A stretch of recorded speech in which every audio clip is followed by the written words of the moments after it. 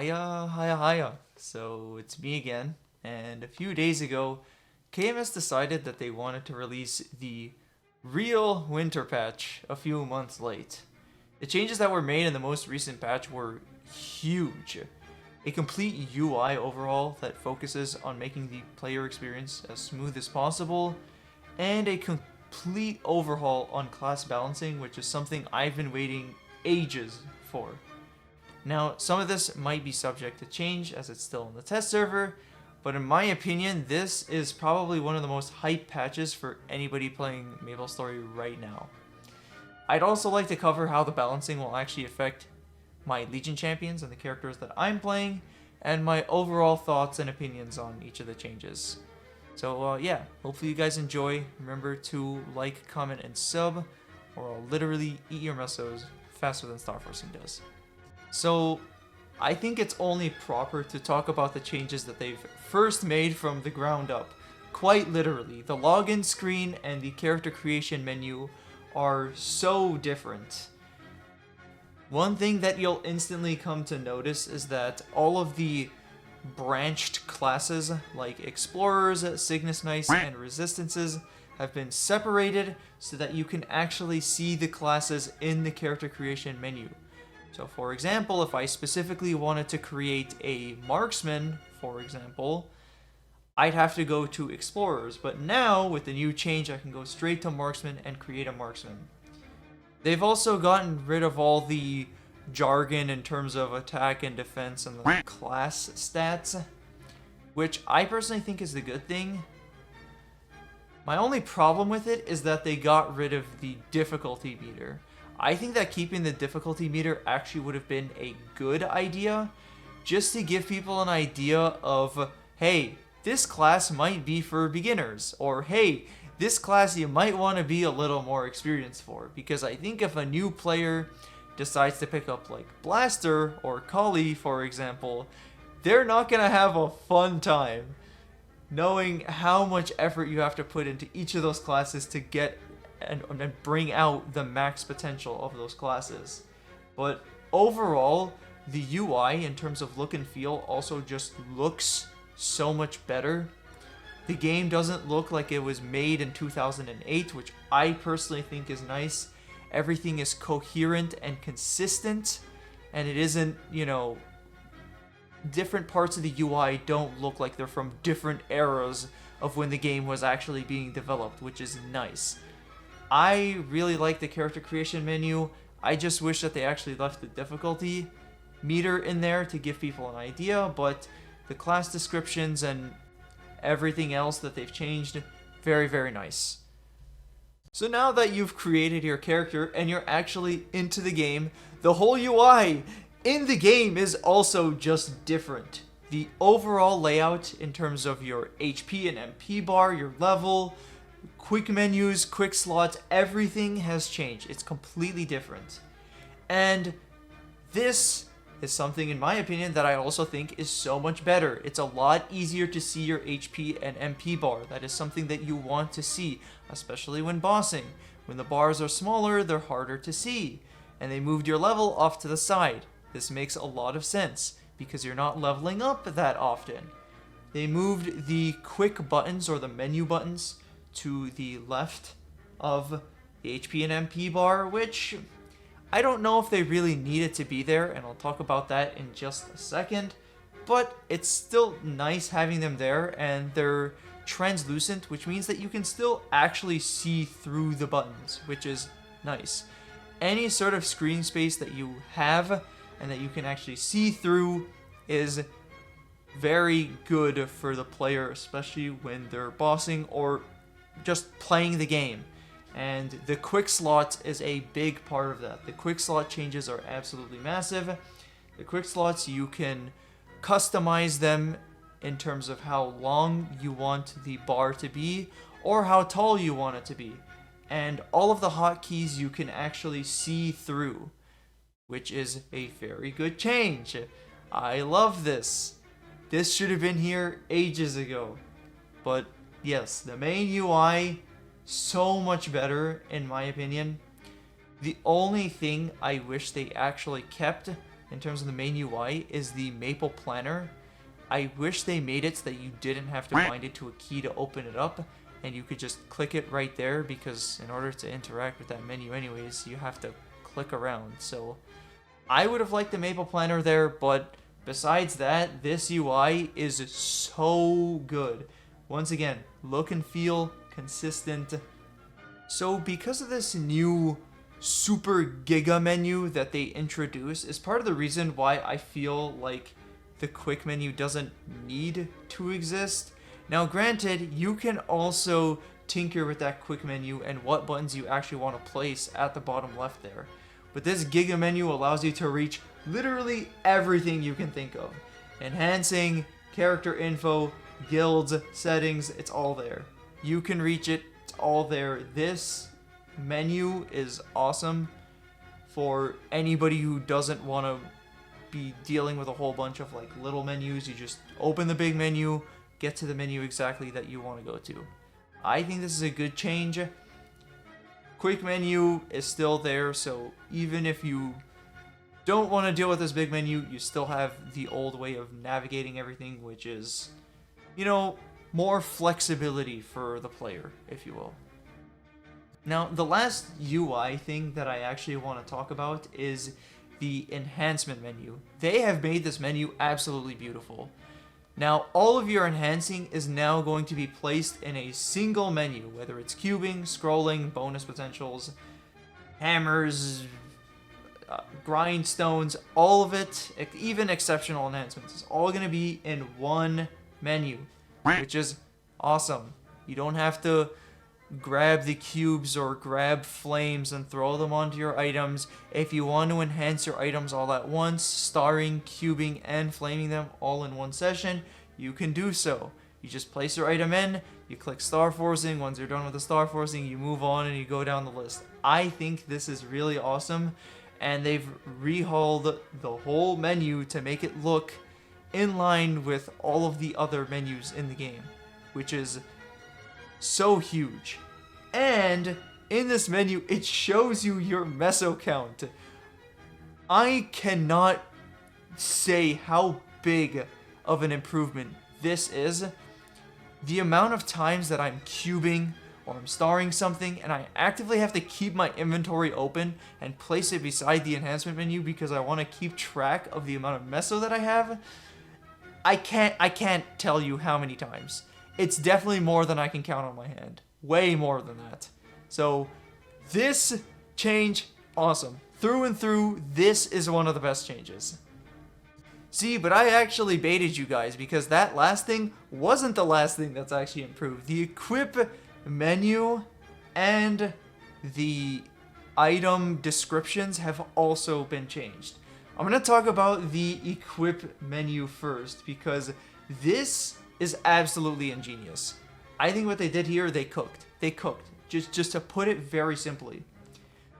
There are three main types of equips in Maplestory that I personally have talked about in this way all the time. When I talk about equips in Maplestory, you always talk about it like this. You talk about accessories, you talk about armors, and you talk about WSE, or Weapon, Secondary, and Emblem. And they've basically taken the equipment inventory menu and organized it in that way. So you have your accessories on the left side, your WSE in the middle, and your armors on the right. Now, part of the reason why I think this change is so good is so that when you're explaining these sorts of things to a new player, they can see things a lot clearly, rather than having to hover to a certain part because, oh, it's on this part of your body, so the item has to be there. It's dumb. This is a lot more intuitive. Another thing that I also like about this change is the exceptions to those specific equipment types are put below the rest. So for example, the belt is an accessory, but it can't roll item drop rate and mesos obtained lines. So it's put at the bottom beneath everything. And the book is also an exception to the armors because it can't roll potential and it can't get any sort of stars. And then they just put the title and the medal off to the side because, quite frankly, who cares about those? I'm going to be honest. You put them on once Once you get the best in slot, they're done forever, and you really just don't care. So this change, absolutely incredible. There's also the Arcane and Sacred menus. Those haven't been changed. They just look better now. They don't look like they're from 2007, which is awesome. And then there's a separate tab for cash, but, you know, I'm MVP Bronze 4 for life, so yeah. Then there's the item descriptions, and this has been improved in every aspect. Cubing, starring, flaming, all of it. All of it's been improved. I'm going to start with the cubing, because the cubing change is just nice. So now, when you're cubing, it shows you what tier the potential of the item actually is, and what each line of that potential is. So for example, if you have a legendary equip, and all 3 of your lines are legendary, it'll show legendary, legendary, legendary, which is good, because it'll allow players to see what tier of line that specifically is, so they know what cubes to buy. So for example, if you're cubing a hat and you want to roll cooldown reduction, you typically want to be rolling with black cubes, because cooldown reduction is only a legendary line. It's not a unique line. So you want to use the cubes that give you the highest chance of rolling legendary lines or prime lines. So that change is nice. Then there's the flaming aspect of things. So when you flame an item, for anybody who doesn't know, this is specifically for boss items. There are some exceptions where you're not rolling boss items, and this isn't the case, but typically when you're rolling flames on items, the flame will roll 4 stats for you, and it'll roll those stats at specific tiers. Now, these tiers can fluctuate and will roll higher depending on what flame you're actually using, but just know that you'll roll 4 stats, and those stats fluctuate depending on what flame you use. Now, in this new change, it actually shows you what tier the flame actually rolled and what stat each specific roll is giving you. So for example, let's take this hat for example. You roll tier 6 focus dex, which gives you 72 dex, tier 6 split dex int, which gives you 42 of both dex and int, tier 6 all stat, and tier 4 dex luck split. Now, another thing that's good about these changes is it separates all the stats so that you can clearly see where the stats of the item is actually coming from. So you can see up there that the stats that this person is getting from their Eternal Hat is 142 dex and 6 all stat. Of course, the others don't matter because it's an archer hat, right? Now, then there's the star forcing part of things. Now, the star forcing looks mostly the same. It's just obviously now there's 30 stars. And it does show you what stats you're actually getting from the stars. Granted, we already have this change, so not much has changed there. But in terms of the look and feel of the item descriptions, it is also brand new, and it looks very consistent with everything else that's in the game. So the fact that we've gotten the changes for flames and the changes for cubes and an overhaul of the look and feel of the item descriptions is just another really, really good change that people should be happy about. So those are, in my opinion, the biggest changes that are coming to the UI overhaul. There are some more niche things that I haven't included in this video because I don't have all the details on them, and I don't want to say anything that I'm not entirely sure about. But one thing that I am sure about is the balance changes. And the balance changes is something that everybody should be talking about. This is absolutely massive. The big thing about these balance changes is that the idea of 3 minutes or having different rotations, full rotation timers, is essentially getting removed from the game. Every class is getting pretty much a 2-minute full rotation. So every class will be playing on the same timer, and this solves a lot of issues in terms of making parties, which is really good. Now, you can make an argument that class diversity and all of that is going away in some regards, which is true to an extent, but I think the fact that you can boss with anybody is a much better positive to have, in my opinion. So because they're making the change to basically have every class on a 2-minute timer, this also means that they're changing the effect of the Oz rings. And Oz rings are obviously very prevalent in the meta because of how much damage they give in a small burst window. The big two that are being changed that you should really care about are Roar 4 or Roar 6 and Weapon Jump 6. Roar 4 or 6 is getting its attack percent reduced from 120 to 95%, and Roar 4 is getting its attack percent reduced from 100 to 80%. Now, this does seem like a nerf to some degree, but they are changing the cooldown of these rings from 180 to 120, which means that for a lot of classes, ring swapping might die out or just not exist. One ring that isn't being changed is Cont 4. So for classes that do more damage over time or that can fit their burst windows in that small window or in alternating windows, like Cont 4, those classes might see an overall benefit from using Cont 4 instead of using Roar 4, which is interesting, I guess. One thing I will say about these changes that I personally like is they're trying to get rid, well, not rid, but they're trying to reduce the amount of damage that you can do in a tiny window, which personally, in my opinion, is a good change because a lot of people who are playing Maplestory right now burst the boss once every 3 minutes and then they do not hit the boss for the next 3 minutes until their burst is back up and they burst it again and they leave. Burst has become way too important, and the fact that they're changing it so that you need to be a lot more proactive in bosses, I personally think is a good change. I want to talk about the Ready to Die or Last Resort and Ultimate Darksight changes. Now, Ready to Die or Last Resort is basically getting changed that you get less final damage in Stage 2, going from 29 to 23%, which is quite a nerf, but the cooldown is going from 78 to 60 seconds. So in the context of 3-minute classes, the cooldown of this is going from 90 to 60, essentially. In my opinion, I think that this can potentially be a buff. The issue is that you have to obviously work harder for it. Now, the Ultimate Darksight changes are strictly just a buff. This change is huge.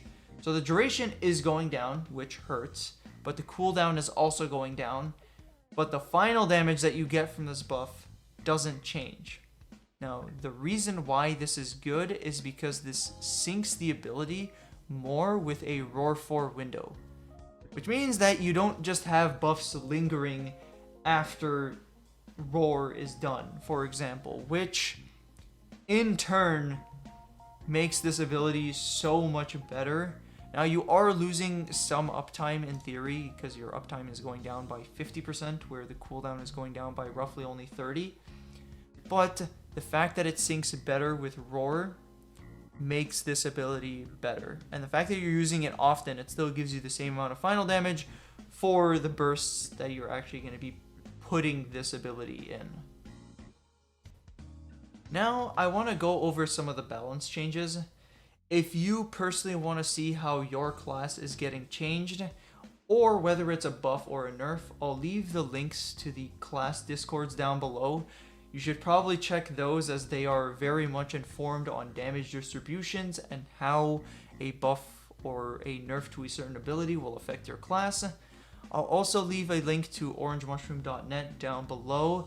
Credit to Max, his translations are wonderful, and I usually wait for his stuff before I make any sort of videos involving KMS because his information is very, very accurate and reputable. So, starting with Bowmaster.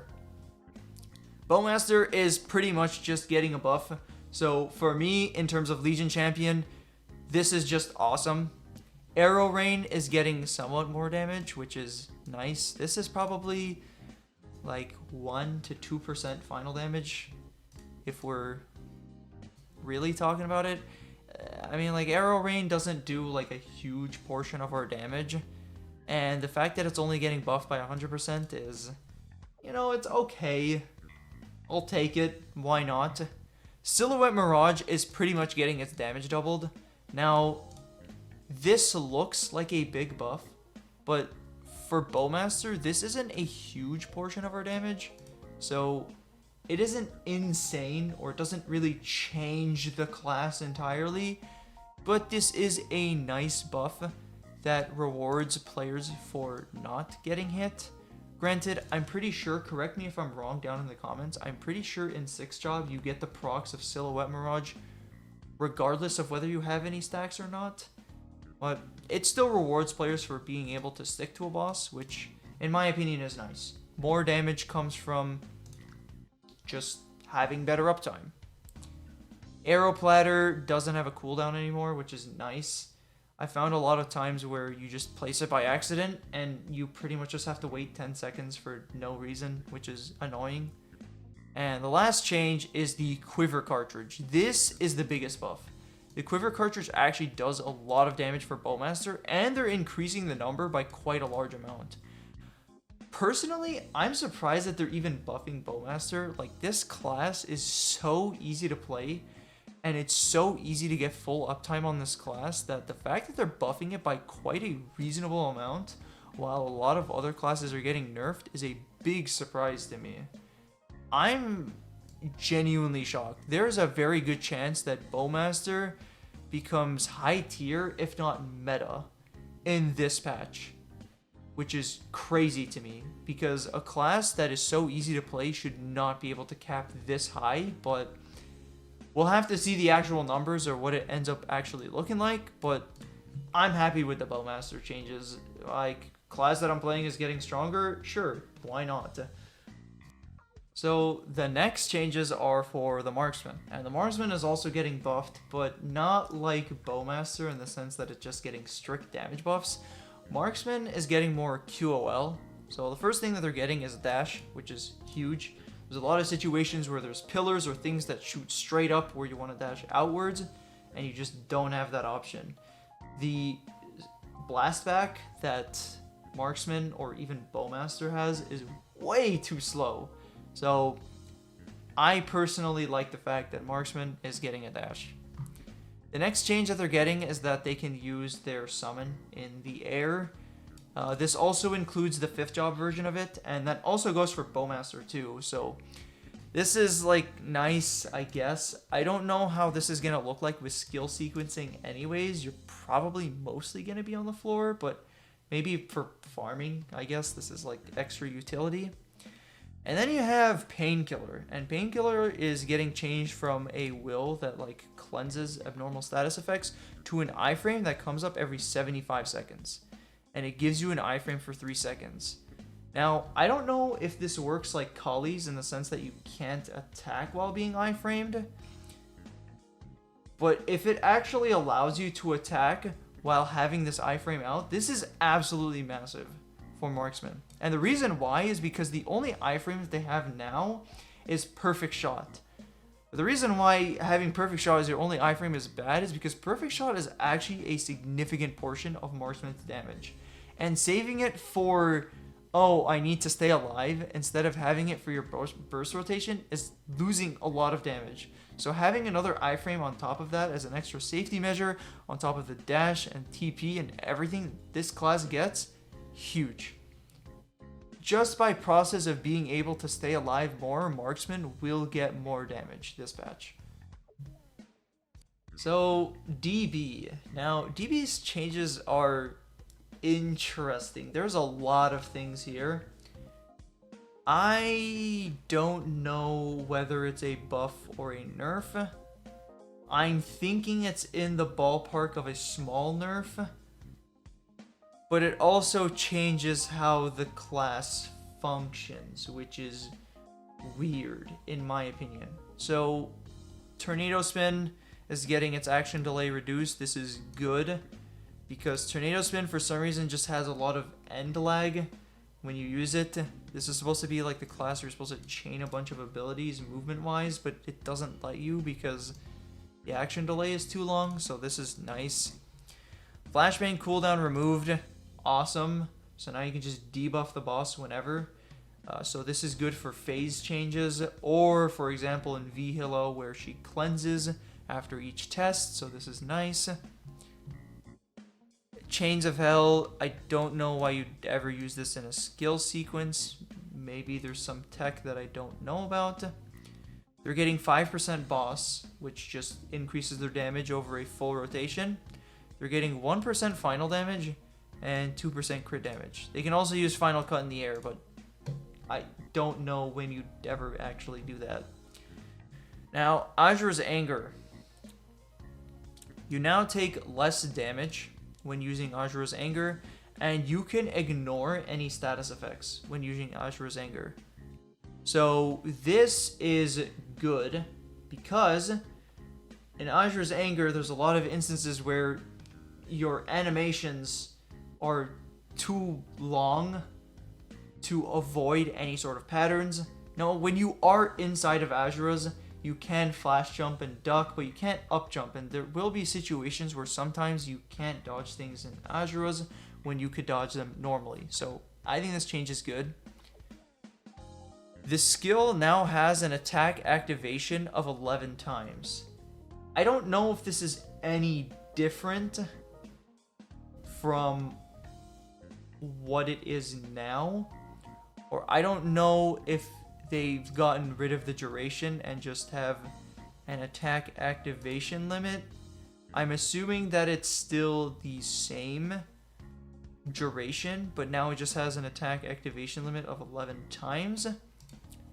So this can potentially be a nerf. I don't really know what the implication of this is supposed to mean. Now we have Blade Storm. Blade Storm gets its cooldown reduced from 90 to 60, but its key down duration gets halved, and its damage also gets reduced by a bit.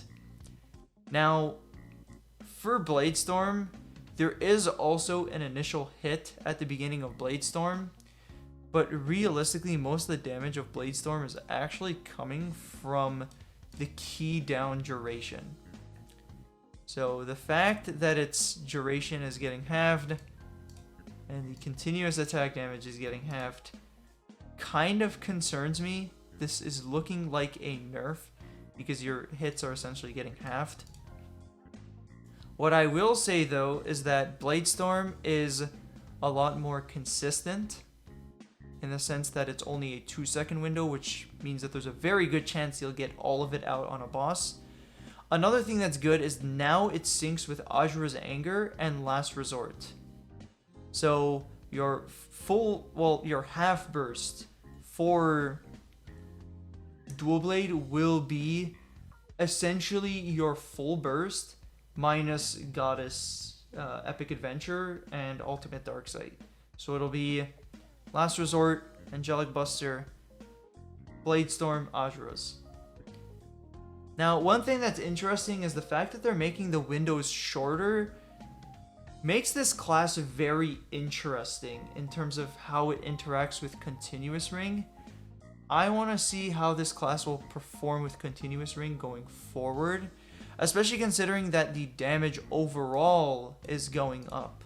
So this means that damage that's coming from Phantom Blow or damage that's coming from Blade Tornado and Blades of Destiny in comparison to Blade Storm and Azura's Anger will go up proportionally. So I want to see how that'll interact.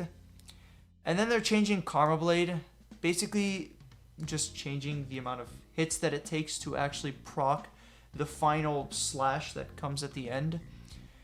I think this change is fine. It's not really a buff or a nerf. It's just to adjust for the fact that Blade Storm and Azura's Anger are going to be doing less attacks, so that you can actually proc Karma Blade or all hits of Karma Blade without taking too much time.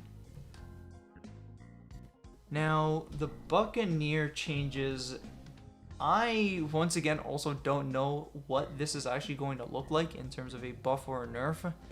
But stimulate changes are just adjusting the timers, so this is fine. Nothing really to say here. Lightning form seems like it's getting buffed. In terms of the cooldown, it's getting reduced to 120, which means that the duration is also going down, but the duration in proportion to its cooldown seems like it's staying on par. If not, there's going to be more uptime on this. So that's obviously nice. And then the energy orb damage is going down. But you need to remember that the cooldown is 120. And the damage is only being reduced by roughly 20%. But you're going to be using that burst 50% more often. So this seems like a buff. But the change to Howling Fist seems like a nerf. And both of these abilities do relatively good damage for Buccaneer, so I don't know how this is exactly going to look. Because the continuous attack damage, realistically, this isn't a huge portion of the damage. It's the punch damage. But the punch damage is also getting nerfed significantly. Now, this is getting adjusted from 90 to 60, so it isn't as big as it seems, even though it's going from 850 to 570 and 1370 to 915. But it's definitely slightly concerning for Howling Fist. I don't know what this will actually look like. And they're giving Howling Fist the same effect as DB, where you can ignore statuses, and you take reduced damage when using Howling Fist. Sea Serpent is getting a buff. It's getting its damage decreased, but the number of hits is going from 6 to 9. I don't know which ability Enrage actually is. I'll probably just put it on screen, whether it's the bossing or the mobbing one. But yeah. Nautilus is getting damage increased. I mean, sure, don't really use this for bossing. Gonna be honest. Then the Enrage damage goes down and the hits increase again. And then the damage boost from 6 was reduced. So I think this is just to keep it neutral and give it more lines, I guess. Sure, why not? So I'm assuming that you get more damage from Octopunch is what this means. Fist and Rage, I'm assuming that's Octopunch. I could be wrong. So you're getting more damage from Octopunch, which makes Buccaneer even more DPM oriented. And Neptune's Enrage reactivation cooldown has been decreased from 4 to 2 seconds. And it has an activation limit. So I'm assuming what they're doing is the same thing as the dual blade changes or other changes they've been making up there. You can get it out faster, but now there's a limit. So I'm assuming they want to keep the hits the same, but the speed at which the origin actually comes out is faster. So, I mean, you take that as a buff if it comes out faster. This is a good change, I would say. So there's some ups and downs here. I don't know how to feel about this. I probably have to do my research on whether this is overall a buff or a nerf, the Buccaneer. Alrighty, so now let's talk about the Cannoneer changes. And I'm sure that some people have specifically been waiting for my opinion on this one because of how much I like to yap about Cannoneer. Now, getting rid of the cooldown on Monkey Militia and Fury, nice, whatever. I mean, there's a lot of instances, especially with Monkey Fury, where I think getting rid of the cooldown is actually good because of how terrible this ability is in terms of actually being able to connect with the boss. So I'm happy with that. Reducing boss by 11%. I don't know why they needed to do this. They could have left it the same. I don't think Cannoneer having an extra 11% boss would break the game. I don't understand this. Sure, whatever. Then they changed Rolling Rainbow to be a 60-120 second skill. So for anybody who doesn't know, Rolling Rainbow in the 3rd and 4th Mastery patch, or the next update, and I mean quite the next, in quotate because it's called the next update, basically makes it so that you can hold 2 charges of Rolling Rainbow. 1 charge is 60 seconds now, and 2 charges is 120. So pretty much the cooldown of this is going to be 120. You always want to be using it with double because it does more damage when you double it up. So that's cool. So we now have another 60-second ability.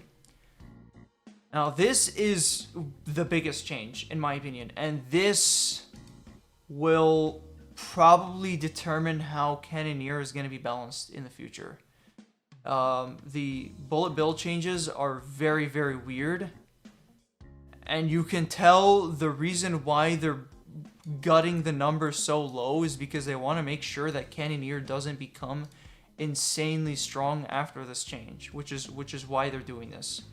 So they're reducing the cooldown from 25 to 20, which doesn't seem like a big difference, but the reason why this is so big is because now it can sync with 60. Back then, if you have a cooldown of 25, you used to play either 90, which means that you either have to hold your bullets for 15 seconds, which is just bad, or you throw a few bullets at 60 so that you pop on 120. Which means that either some of your bullets are getting wasted on the 25, or you play 90 and your bullets are getting wasted in terms of you're not recharging at some points in time. So that's why this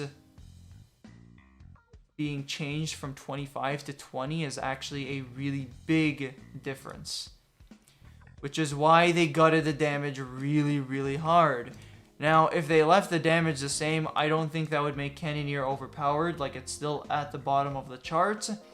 So the fact that they changed this is a little sad because the class still isn't going to be great, even if they left all the numbers the same and just changed the cooldown. But one thing that's interesting is the bullet bill preparation time can actually be affected by cooldown reduction. So for anybody who doesn't play Cannoneer, aka like 99.9% of people, for anybody who doesn't know, before this patch, when you use a cooldown hat on Cannoneer, it didn't reduce the preparation time. It reduced the cooldown, or I mean, it couldn't even reduce the cooldown, but it reduced the cooldown of you actually being able to throw the bullets. But the cooldown of throwing the bullets was like 0.3 anyway, so it doesn't get affected by cooldown hats. So you can actually effectively reduce the cooldown of bullet bill even more than this, which is huge. I don't know what this is gonna look like in reg server. In reg server, where you can get more cooldown seconds on your hat, you can potentially bring the cooldown of bullet bill to like 12 or 13 seconds, which is absolutely, and you can pretty much just be throwing these bullets like they're nothing, which is a huge amount of damage because this is our biggest damage increase. Now, in terms of heroic and reboot, I don't know exactly what this is going to mean, because if you run a cooldown hat, the lowest you can feasibly bring this number is to 15 seconds. If you somehow miraculously roll a 6-second hat, you can probably bring this down to like 12 or 13 seconds, which means that you can be throwing these bullets all willy-nilly. Then there's the monkey business change, which just adjusts it so that you can use it with all of your burst buttons. So now it's a 60 instead of a 90. So once again, if Cannoneer before the patch was playing a weird 120, it also had to hold monkey business for 30 seconds, which is bad. Now it's syncing with 60, which is good. 24 seconds puts it more in line with a roar window, which is nice. Then they changed Poolmaker, and I think this is a buff, in my opinion. So using Poolmaker will give the Cannoneer the damage percent from using Poolmaker, but now it only drops one set of boxes. But the buff that comes from the boxes on the cast is 40 seconds instead of 20. So not only is this a much more consistent buff, in terms of your party actually getting it, but it's a more consistent buff for you. And if you run a cooldown hat, this buff can have pretty much 100% uptime. Pretty big. And then there's the rolling rainbow changes, which I already talked about, but here's the thing. With the way Cannoneer interacts with Overdrive, and the way it interacts with Poolmaker, and now Bullet Bill, makes me think that there is room or potential for this class to play in a continuous ring setting. Because now, the class regardless is going to have to play one burst without a bind.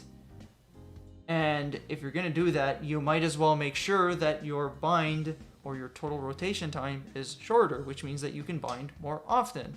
And so that your bursts aren't as impactful as just doing your damage as you normally would. Which is part of the reason why I think they A, nerf this, and B, allow the fact that you can actually reduce its cooldown. And along with Poolmaker getting buffed, and along with Overdrive essentially getting buffed with this class because you can sync it a lot more effectively, makes it so that there is potential that you just play this class like a continuous ring class. And with the new masteries like Monkey Militia, Monkey Furious getting buffed, a lot more of our damage is actually coming from actually just attacking the boss. Cannon Barrage is 20 to 30% of RBA already. Monkey Business is not a huge portion, but the fact that you can have more uptime on it makes it better with Kant.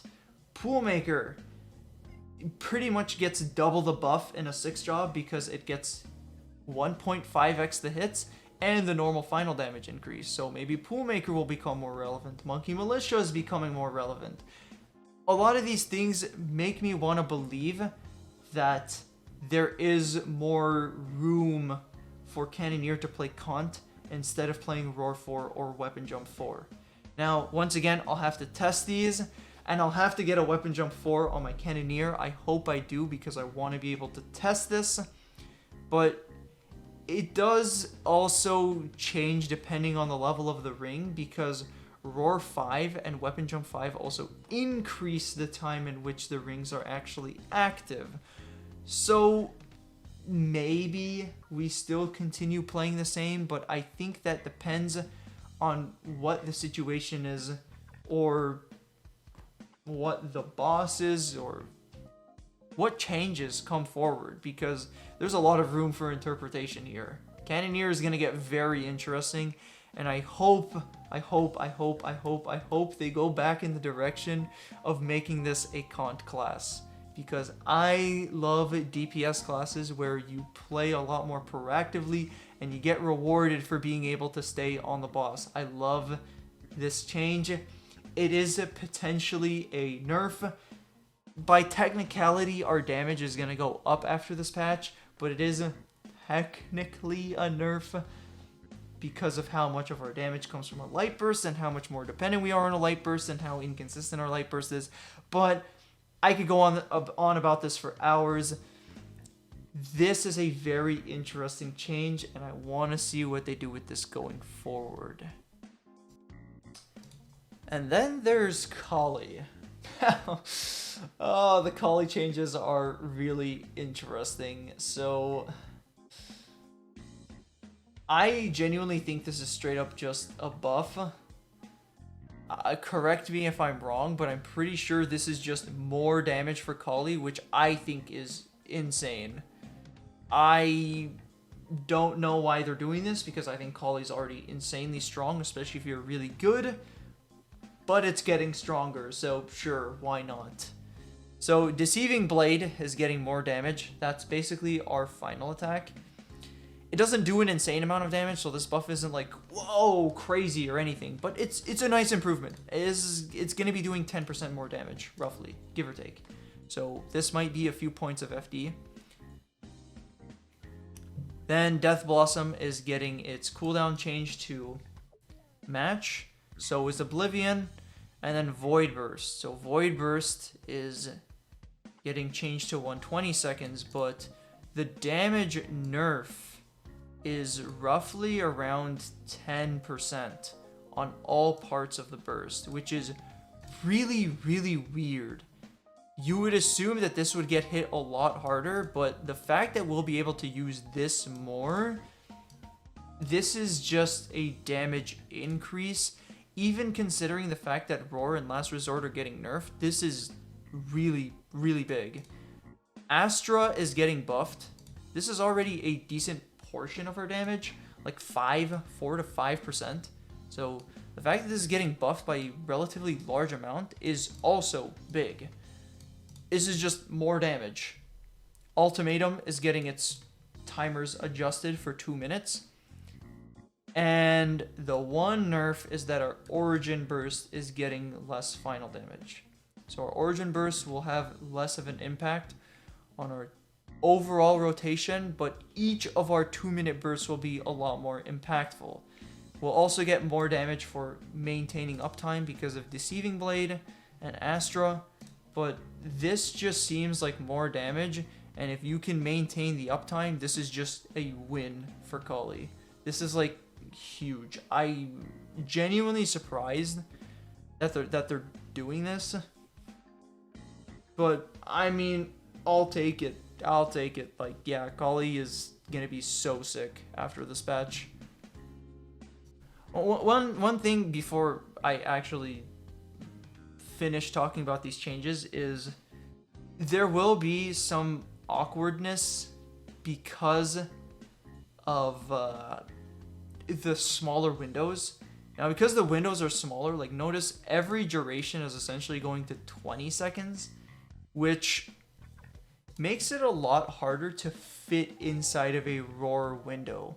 So Roar 5 obviously increases the duration of everything to increases the duration of the ring to 20 seconds, and you pretty much have to spend the time popping buffs.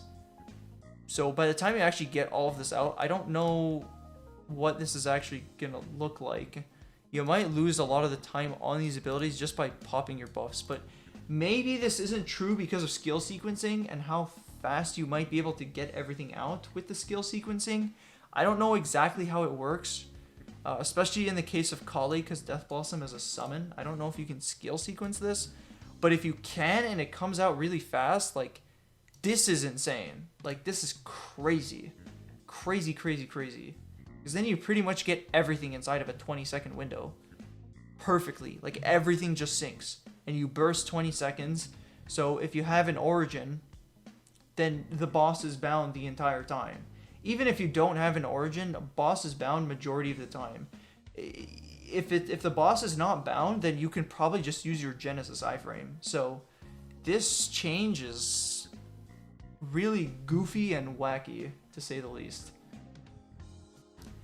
And that'll pretty much be it. There's, like, this patch was so massive to come out in the middle of April. I'm sure that they've been working on this for a very long time, and there is so much to like about this patch. Now, I know that some classes are getting nerfed, and some people might be upset about it, and it's sad, and it's, you know, losing damage is not great. But the thing is, the reason why they're doing this is so that going forward, they'll be able to more accurately depict what classes are at the top and what classes are at the bottom, which is huge. And the fact that you don't have to worry about, you know, picking classes that sync with your friends means that you can just pick whatever class you enjoy the most, which is so big. It's a video game that we're playing. We're playing for fun, and that's what matters, is you're having fun. So I don't know. I love this patch, and I really want to see more stuff like this come from KMS. These are the changes that the game actually needs to move in a much better direction going forward, right? All classes are balanced against bosses. All classes are balanced for each other, which is good, and I'm happy about that. So yeah. Hopefully you guys enjoyed. Remember to like, comment, and sub. or I will literally delete your damage faster than a balance patch does. Peace out, and much love.